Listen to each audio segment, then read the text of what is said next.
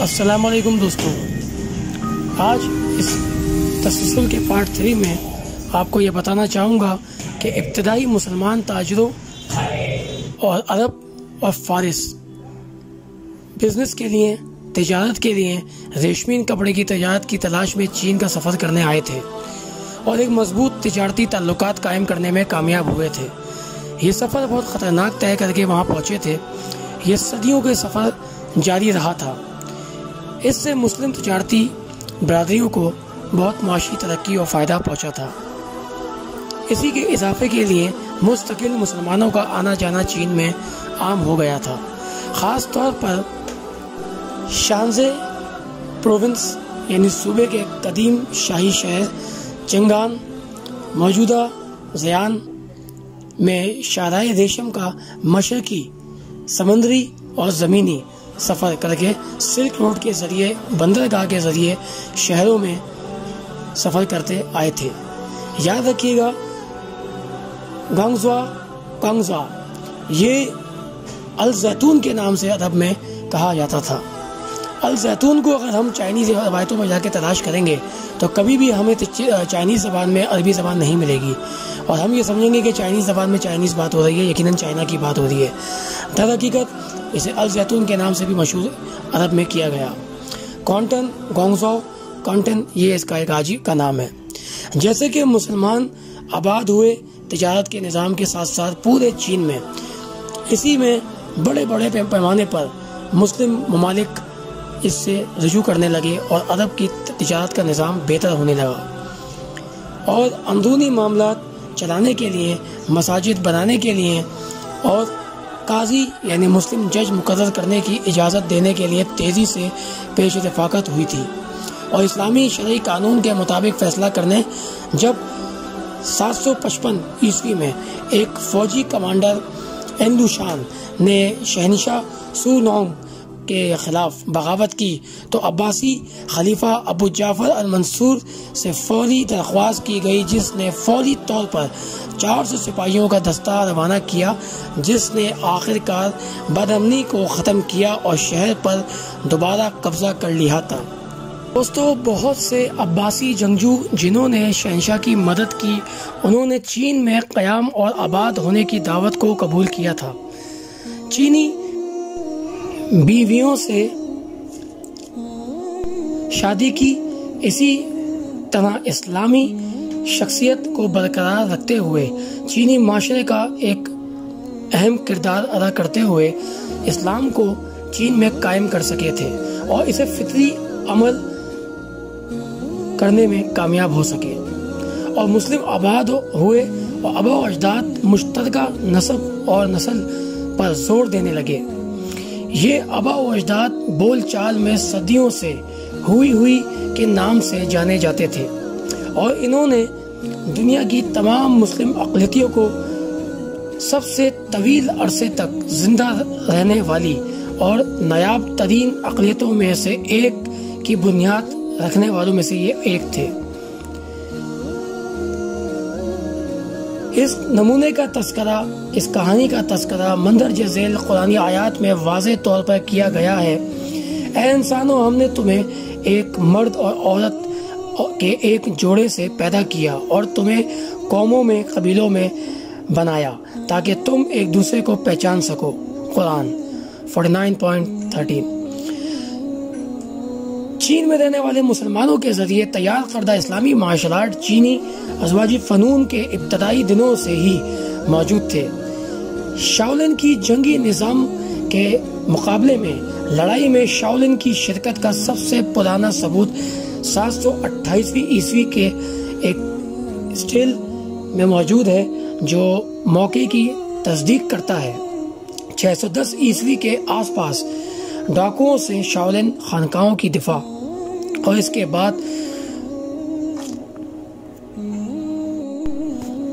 بعد وینگ شیشونگ کی شخصیت میں ان کا کردار 621 عیسوی کے بلاؤ کی جنگ میں ملتا ہے۔ منگول یوان خاندان 1368 to 1279 عیسوی کے دوران جسے قبلائی خان نے قائم کیا تھا۔ مسلمانوں کو ان کی شاندار صلاحیتوں کی وجہ سے خصوصی حیثیت دی گئی تھی اور انہیں دشمن جیسے کا مطلب ہے جسے کہتے ہیں سکھانے والا، یہ کہا جاتا تھا۔ بطور سائنسدان، فلکیات دان، نجومی، ڈاکٹر، فارمسٹ، آرکیٹیکچر، تاجر، فلسفاؤں کے ماہر اور جنگی فنون کے ماہر کی شرکت کے حوالے سے پو سونگ لنگ، جو چین کے چند عظیم ناول نگاروں میں سے ایک کے طور پہ مشہور تھے، انہوں نے اسی کہانی کو لکھتے ہوئے بتایا کہ عربی 101 جنگجو، یاد رکھیے گا، عربی 101 جنگجوؤں کے چینیوں کے برابر ہیں، جو کئی زبانوں میں دستیاب ہے۔ یہ بات قابل غور ہے، اس بات کو جھٹلایا نہیں جا سکتا۔ قبلائی خان کی شاہی دربار اور مہلت کے مؤثر انتظامات کے، جس میں 30 سے زیادہ اعلیٰ مسلم حکام شامل تھے۔ مارکو پولو 1324 to 1254 عیسوی نے یہ بتایا اپنی اس صدی میں، جو طاقتور حکمران کے لیے خوف زدہ تھے۔ 12 انتظامی اس علاقے میں سے 8 میں مسلمان گورنر تھے اور مسلمان 16 اقتدار میں متحد دیگر اعلیٰ عہدوں پر فائز بھی تھے۔ وہ فوجی مشیروں کے ساتھ ساتھ معاشرات کے ماہر اور محافظ بھی تھے۔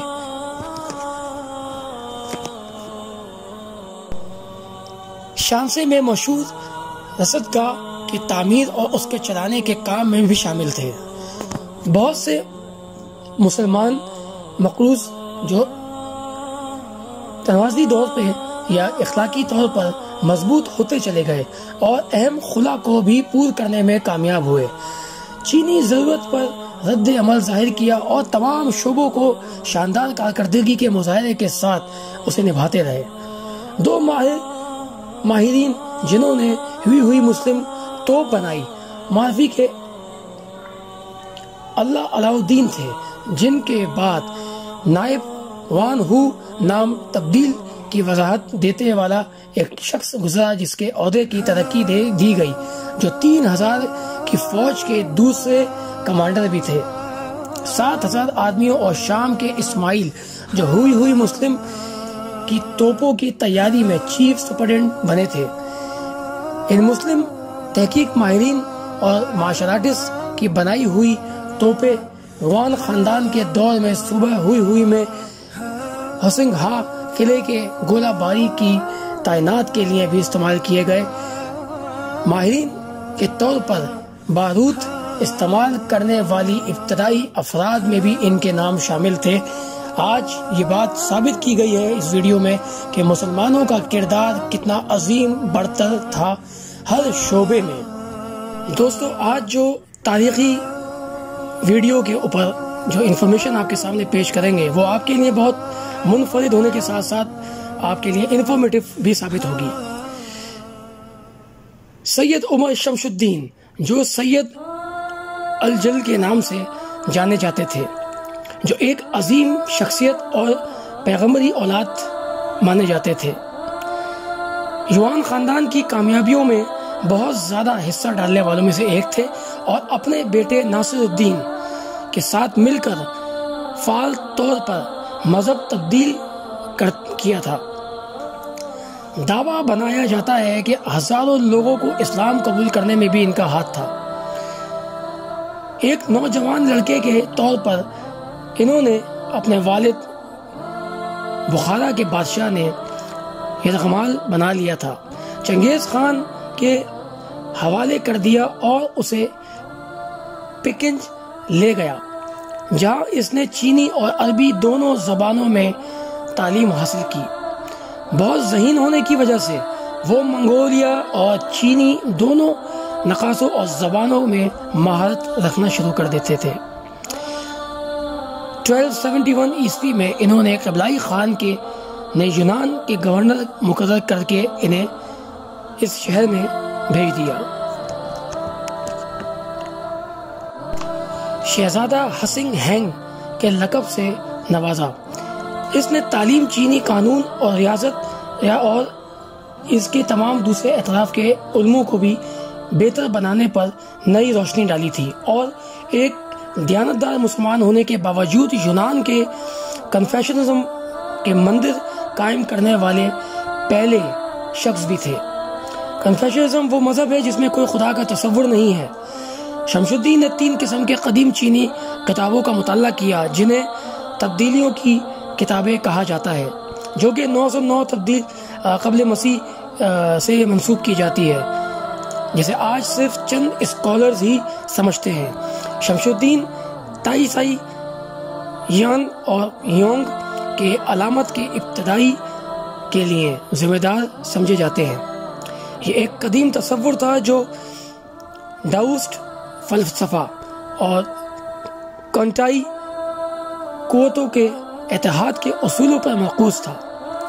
جب وہ 1271 عیسوی میں 67 سال کی عمر میں فوت ہوئے تو بہت سے لوگوں نے ان کے جنازے میں شرکت کرتے ہوئے غیر مسلم چینی لوگوں نے ان کے اعزاز میں ایک مزار اور گنزاؤ میں ایک مقبرہ تعمیر کر دیا تھا۔ دوستو، مارشل آرٹ کے اندر، بالخصوص چینی مارشل آرٹ کے اندر، آپ لوگوں نے ایک فلسفی سنی ہوگی، ین and young.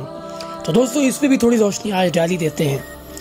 Yen and young کے مخالف قوتیں ایک دوسرے کے بہتی ہوئی محسوس کی جاتی ہیں۔ کائنات کا مشاہدہ کیا اور منفی پہلو دوسرے کے بغیر موجود نہیں ہو سکتے، یہ جانا۔ مغرب میں مارشل آرٹ کی اصلاحی جنگ کے فن کے ظاہر کرنے کی ثبوت موجود ملتے ہیں، جو رومی جنگ کے دیوتا مارس کے نام سے ماخوذ تھے۔ تاہم چینی مارشل آرٹ کا فلسفہ پس منظر عام ماروی میں موجود ہے۔ گوجو کا مطلب سخت اور جو کا مطلب ہے نرم، منفی ین، عناصر سخت کنفو، اور مثبت ہانگ، عناصر نرم کنفو۔ ین اینڈ ینگ کا تعلق جسم میں توانائی کے بہاؤ سے ہے، جسے مارشل آرٹ کے مختلف نقطوں سے اور اس کے ذریعے سے لڑائی کرنے میں استعمال کیا جاتا ہے اور اس کے مختلف نتائج پہ مہارت حاصل کی جاتی ہے۔ چین میں لفظی طور پر سینکڑوں مختلف قسم کی مارشل آرٹ موجود ہیں۔ یہ سب سے چند الگ شاخوں سے نکلتی ہے۔ یہ بنیادی طور پر بیرونی سخت کنفو پر مشتمل ہے اور بہت کم اندرونی نرم کنفو پر طرز عین ثابت ہوتی ہے۔ مسلم کنفو تاہم چین کے اندرونی اور بیرونی دونوں طرح کی مقبول ترین مارشل آرٹ میں سے ایک ہے۔ تاہم چین میں چینی مارشل آرٹ کے عناصر، جسے مغربی دنیا کنفو کے نام سے مشہور کرتی ہے اور جانتی ہے، تقریباً 2700 قبل مسیح میں مشہور زرد شہنشاہ وانگ ٹی کے دور میں پایا جاتا تھا، جس نے اپنے مختلف لڑاکا اور ان کی دی ہوئی شکست سے چی یو روایتی چین کشتی کے طریقوں کو استعمال کرتے ہوئے بتایا تھا۔ اس طرح کی کشتی کے انداز مغربی کشتی سے جوڈو سے مختلف ہے اور اسے شاو چاو کہا جاتا ہے۔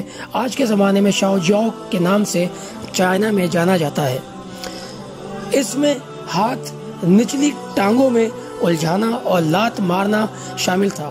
700 قبل مسیح کے قریب منظم لڑائی کے نظام کی ابتدائی شاخوں میں سے ایک کے طور پر یہ تیار ہوا تھا۔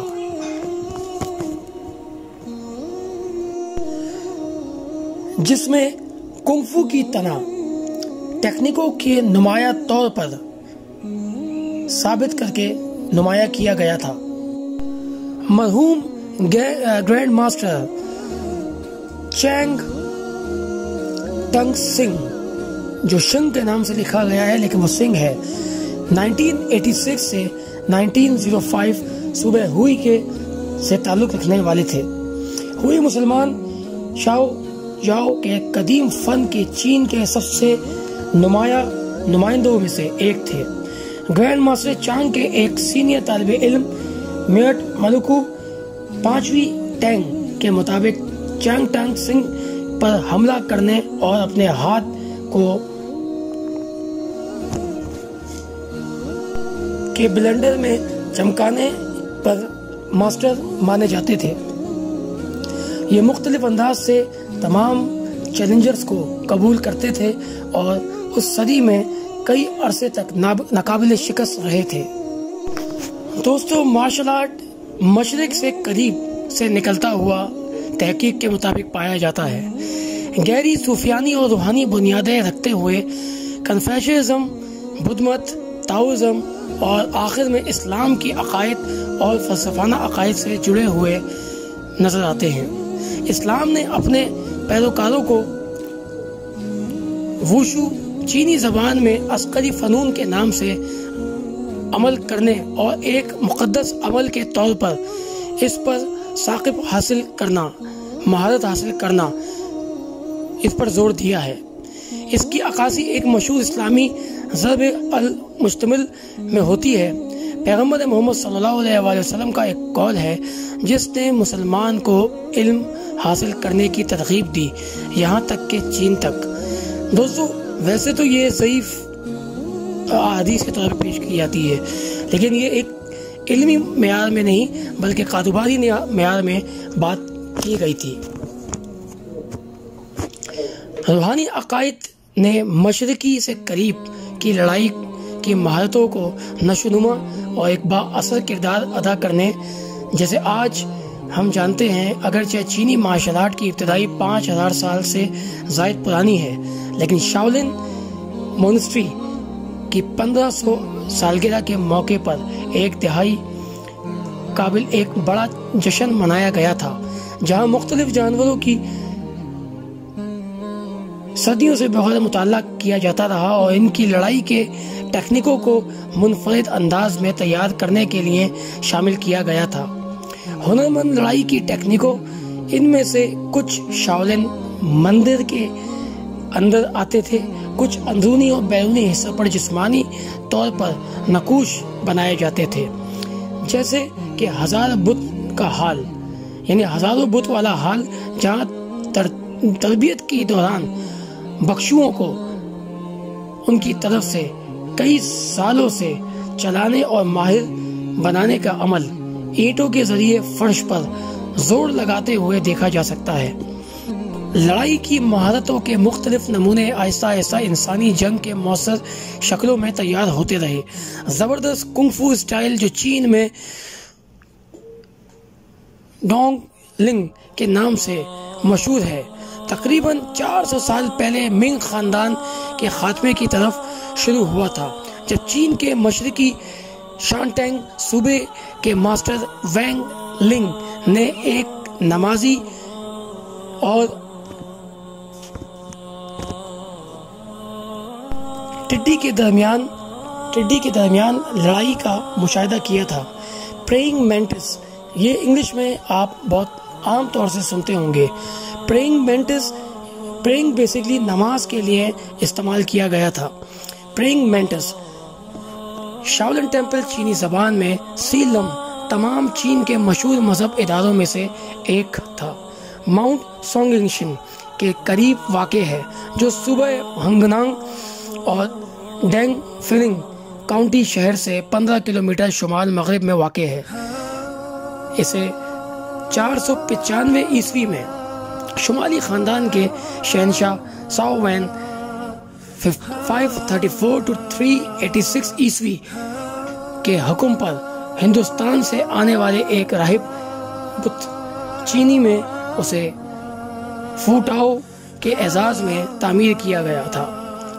ایک پرسرار افسانوں شخصیت بدھا دھرما، چینی میں پتی توما یا جاپانی میں دھروما دائشی، برہمن بادشاہ کا تیسرا بیٹا اور 28ویں بزرگ جنوبی ہندوستان چھوڑ کر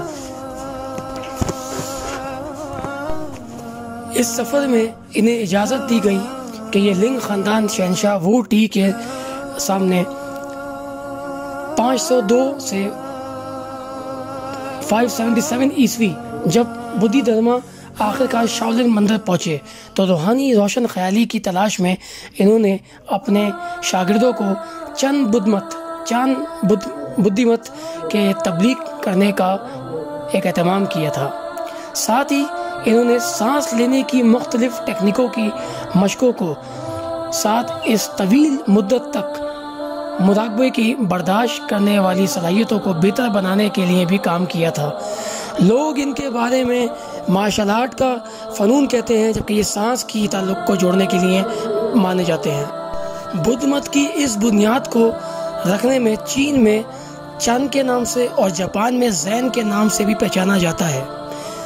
اس کے ایک صدی بعد 651 عیسوی میں ٹینگ خاندان کے دور میں مدینے سے خلیفہ عثمان ابن عفان 644 to 655 عیسوی میں ایک دفعہ چین انہیں بھیجا، جس کی قیادت سعد ابن ابی وقاص سے منسوب کی جاتی ہے 674 عیسوی میں۔ بنی زہرہ سے، جو کہ رسول اکرم صلی اللہ علیہ وسلم کی والدہ عبد الوہاب کی بیٹی آمنہ کے قبیلے سے تھی، جو اسلام کا پرامن پیغام دینے کے لیے گنگزاؤ کے مندر گاہ پر پہنچی تھی۔ سعید سب سے زیادہ بہادر حضرت سعد ابن ابی وقاص رضی اللہ تعالیٰ عنہ بہادر کمانڈروں میں سے ایک تھے۔ وہ اسلام کی دفاع میں تیر چلانے والے سب سے پہلے شخص تھے۔ وہ بہترین تیر اندازوں میں سے ایک تھے جو کبھی اپنے نشانے سے نہیں چوکے، یہاں تک کہ اپنی بہادری اور سخاوت سے پورے مکہ و مدینے میں مشہور تھے۔ میں عنقریب اپنی اگلی ویڈیو میں اسی تسلسل کو آگے پیش کروں گا۔ امید ہے آپ میرے اس تسلسل میں میرا ساتھ دے کر میری اگلی ویڈیو کا انتظار ضرور کریں گے۔ السلام علیکم۔